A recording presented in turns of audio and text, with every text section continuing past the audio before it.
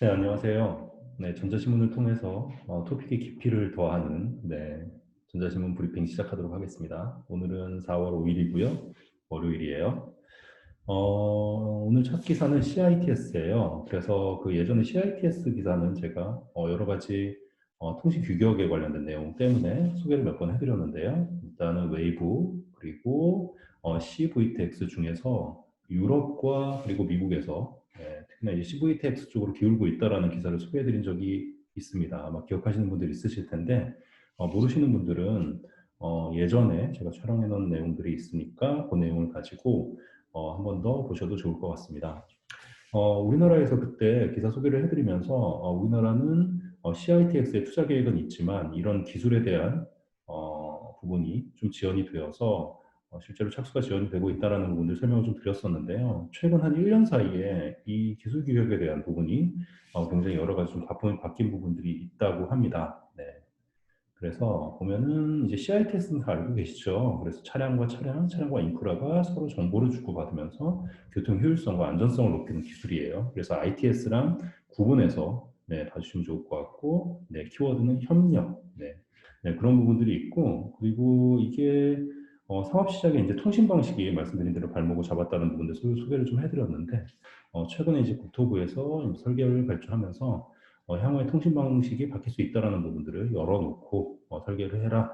네, 그런 부분들로 이제 진행을 했다라고 하네요. 그래서 뭐 핵심만 몇 가지를 짚어드리면 결국에는 CVTX와 외부의 이제 통신 규격 때문에 국내 CITS의 사업이 좀 지연된 부분들이 있었는데 이게 뭐 CVTX가 기술적으로 유리한 부분들은 있지만 현재 활용할 수 있는 기술은 아직 상용화가 안 됐기 때문에 활용할 수 있는 기술은 외부 기반의 기술입니다. 그래서 이 뭐 양 부처에 그러니까 여러 부처에서 이제 협의를 좀 진행을 했지만 결론을 내리지 못했고 결과적으로 이제 그 개방성 향후에 이제 기술적인 개방성 언제든지 기술을 변경할 수 있다라는 거죠. 그 웨이브로 하던 CVTX를 하던 기술의 변경성을 사실은 열어놓고 일단 설계를 진행하자. 그리고 그렇게 변경이 됐을 때 소요 비용도 산정하도록 하자라는 부분으로 이제 사업이 추진된다라는 측면으로 생각해 주시면 될 것 같습니다. 네, 다음은 ESG인데요. ESG는 최근에 제가 이 전자신문을 보고 있으면 굉장히 많이 나오고 있어요. 그러니까 예전에 어떻게 보면 재무적인 성과에 초점이 맞춰져 있는 기업 경영을 환경과 그리고 사회, 지배구조에 대한 어떤 그런 관점에 그런 것들을 추구하는 기업에 투자하고 그리고 그런 기업이 결국에 지속 가능한 경영이 가능하다라는 측면에서 사실은 부각이 되고 있는 부분인데요. 사실 이 개념 자체가 뭐 지금 요즘에 최근에 나온 것들은 아니고요. 보면은 2006년에 이제 그 나온 개념이라고 하네요. 당시 이제 유엔 사무총장 코피 아난이 책임 투자 원칙이라는 내용으로 이제 소개를 좀 더 했다라고 하는데요. 네, 이게 그럼 최근에 왜 부각이 됐느냐라는 측면이 아마 궁금하실 것 같은데요. 일단 기본적으로 코로나19에 따른 기후 및 환경 인식 변화가 있었고, 그리고 전 세계 투자 기관들의 지속 가능성을 중심으로 기업 평가 지표를 전환하는 시기가 왔습니다. 그리고 파리 기후협약 등의 복귀와 같은 미국의 기후변화 중시 정책의 돌입입니다. 이게 트럼프 대통령 들어오면서 기후 이 협약 자체도 이제 탈퇴하고 막 이랬었잖아요. 근데 이번에 바이든 그 대통령으로 당선이 되게 되면서 이제 미국이 기후 변화 협약에 이제 좀 참여를 하게 되면서 이게 환경과 그리고 사회, 기업 뭐 이런 부분들에서의 중요성이 좀 더 이제 부각이 된 부분들이 있고 그런 것들이 결국에는 기업의 경영에 영향을 미치고 있기 때문에 ES 기반으로 지속 가능한 경영을 확장해야 한다라는 측면이고요. 그리고 어떤 투자 은행들 그리고 투자 어떤 그 사들 같은 경우에도 이제 그 지표를 과거처럼 매출로 하는 것이 아니라 ESG에 기반한 어떤 투자 지표들을 만들고 그런 것들을 통해서 이제 투자를 한다는 내용들도 있고 국내 이제 한은 같은 경우에도 ESG 기반의 경영이 아니면 투자를 하지 않겠다라고 선포한 부분들이 있어서 최근에 굉장히 좀 떠오르고 있는 부분들이긴 합니다. 네. 그래서 이제 이 사설에서는 그런 부분들을 좀 얘기를 좀 하고 있고요. 결국에는 ESG는 각 영역의 균형을 통해 지속 가능한 경영을 함께 만드는 것을 이제 목적으로 좀 하고 있는데 디자인 싱킹이라는 부분을 좀 시켜서 얘기를 하고 있어요. 그리고 공감을 통해서 문제를 해결해내는 그런 부분들. 그래서 뭐 애자일이나 린스타터 뭐 이런 부분들은 이제 활용이 됐던 방법론이기도 한데요.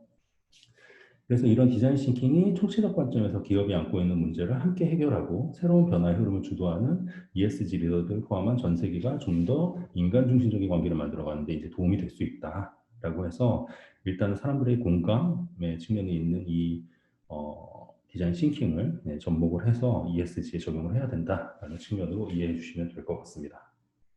네, ESG는 제가 보기엔 출제 예상 문제이기도 하고요. 그러니까 1교시에 사실 ESG로 나올 수도 있고, 네, 아니면 2교시에 ESG에 관련된 이제 확장된 개념으로 아마 나올 수는 있을 것 같은데, 그런 부분에서 이제 좀 일단은 개념 중심으로 좀 알고 계시고, 그 현황들, 네, 이 기사들이 계속 제가 앞으로도 좀 소개를 좀 시켜드릴 테니까 그 현황들도 같이 좀 챙겨 가시면 좋을 것 같습니다. 네, 그래서 ESG 측면에서 한 가지 좀 기사가 있어서 제가 간단하게 이거는 그냥 키워드만 소개해 드릴게요. 우리카드가 ISO 14001을 인증을 획득했다라는 내용이에요. 그래서 14001이 뭐냐라고 했을 때 환경경영 시스템 국제 표준 규격이에요. 14001 환경. 네. 그래서 ESG 문제가 나오게 되면 이런 부분들 강글로 적어주셔도 좋을 것 같아서 제가 간단하게 이 부분들을 좀 넣어드렸습니다. 네, 그리고 다음에 제가 또 이것도 최근에 좀 많이 좀 화두가 되고 있는 부분이기는 한데요. 블록체인 기술로 디지털 창작물의 소유권을 보유하는 기술이 있어요. 그래서 그걸 이제 NFT라고 얘기를 하고 있는데요. 뭐 설명을 좀 우리나라로 좀 말로 좀 하게 되면 대체 불가능한 코인이라고 얘기를 하면 될 것 같아요. 그래서 뭐 쉽게 생각하면 비트코인 하나는 다른 어떤 비트코인이랑 바꿀 수 있죠. 네. 아니면 다른 코인과 이제 좀 바꿀 수도 있는 부분들이 있는데 NFT는 바꾸는 것이 좀 불가능하다고 합니다. 그래서 NFT에는 생성 일시, 크기, 창작자, 서명 뭐 이런 부분의 자산 데이터를 보유하고 있어서 작품 등 성격에 따라 가치가 달라서 다른 코인과 바꿀 수 없다라고 얘기를 하네요. 더 중요한 부분들, NFT는 디지털 창작물의 희소성과 소유권을 부여한다는 점 때문에 이제 각광을 받고 있어요. 네, 이 부분이 이제 핵심이네요. 네, 그래서 예를 들자면 도시의 첫 CEO 트윗을 누군가 복제해서 이제 붙여넣기를 한다면 어떤 디지털 재산들은 복제가 굉장히 쉽잖아요. 네, 그러다 보니까 뭐 창작물에 대한 그 소유권을 사실 주장하기가 굉장히 어려운 부분들이 있었는데 이런 부분들을 NFT 기술을 통해서 구현할 수 있다고 합니다. 그러니까 예를 들자면 제가 그 페이스북에 올렸던 사진 뭐 이런 부분들도 자산화 시켜서 그 소유권을 제가 블록체인 네트워크에 올려놓고 네, 그것들을 판매를 할 수 있다라는 거죠. 네, 그래서 NFT 거래는 그럼 어떻게 하는 거냐라고 했을 때 일단은 비트코인 등 암호화폐를 거래할 때 거래소를 이용하는 것처럼 NFT도 NFT 거래소를 이용하면 됩니다. 네. 그리고 우선 그러니까 NFT를 구매하고 싶으면 이제 전자지갑을 개설하고 그걸 가지고 이제 구매를 하면 되는 거죠. 네. NFT 작품을 검색하고 그 검색된 내용을 통해서 하면 되고 NFT 작품이나 어떤 내용은 금액마다 이제 금액이 다 측정이 좀 돼 있어서 구매를 원하는 작품은 해당 금액을 전자지갑을 통해 지불하면 소유권이 이제 넘어가게 되는 거죠. 그때 이제 거래 내역이나 소유권들이 블록체인 네트워크를 통해서 분산 저장되는 부분들이 있어요. 네, 블록체인을 이제 할 때는 거래 내역들을 해싱을 계속해서 사실은 최종 머클트리를 만들어내잖아요. 머클트리에서 이제 최종 해시를 만들어내고 거래 내역 해시를 만들어내게 되고 그것들을 다시 이제 블록 헤더에 있는 내용들과 해싱을 더 처리를 해서 그걸 다음 블록에 사실은 또 연결을 하고 그 연결한 내용을 다시 해싱을 또 하잖아요. 그러다 보니까 사실은 이제 복제가 불가능한 부분들이 있는데 그런 어떤 특징을 좀 이용한다라고 봐주시면 좋을 것 같아요. 그래서 결국엔 이제 그 뭐 NFT를 또 작품을 판매하고 싶은 사람들도 있을 거잖아요. 그러면 이제 GIF, PNG, 뭐 MP3 뭐 여러 가지의 이제 디지털 파일들이 좀 있을 것 같은데 그런 파일들을 이제 판매가나 상품명을 입력하고 이제 최종 등록해서 판매를 할 수 있다라고 합니다.